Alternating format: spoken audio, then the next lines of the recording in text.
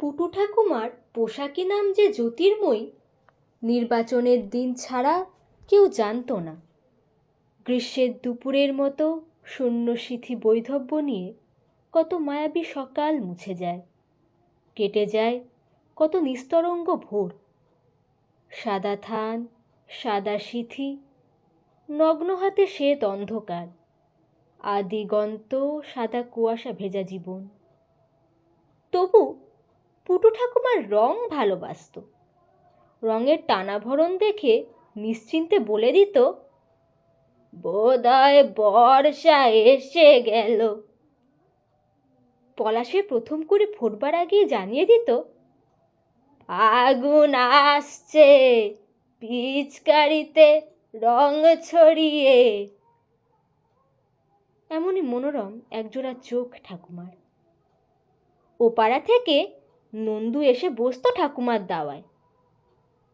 অন্ধ ছেলেটির চোখে শুধুই রাধার নীলাম্বর কিংবা মৃত্যুর কালো এলো চুল। নন্দু জানতে চাইতো, অশোকের কুড়ি ধরেছে ঠাকুমা? গন্ধ পাচ্ছি যেন। আকাশের রামধনু নেমেছে মহুয়া বনের দিগন্তে। কৃষ্ণচূড়ার ডালে বসেছে সেই পদভোলা নীলকণ্ঠ পাখি। নন্দু গান শোনাতো পুটু ঠাকুমাকে। আছে সেই নয়ন তারায় আলোক ধারায়। ঠাকুমা ভাসত চোখের জলে। বলতো, আলোক ধারা যে চোখে দেখলি না বাপ, দেখলি না কালো মেঘের কোলে সাদা বক ভেসে গেলে তুলি খুঁজে পান না যামিনী রায়। নন্দু জেদ করত, এবার দোলে একটা পিচকিরি কিনে দিতে হবে। সে না হয় দিলুম, কিন্তু রং দিবি কাকে? তোমাকে, রঙে রঙে ভিজিয়ে দেব তোমাকে। দোলের পিচকিরি কিনে আনতে গিয়ে ঠাকুমা নিজের চোখ দুটো দান করে এলো, যেন তার মরণের পরে এই চোখে রং দেখে নন্দু।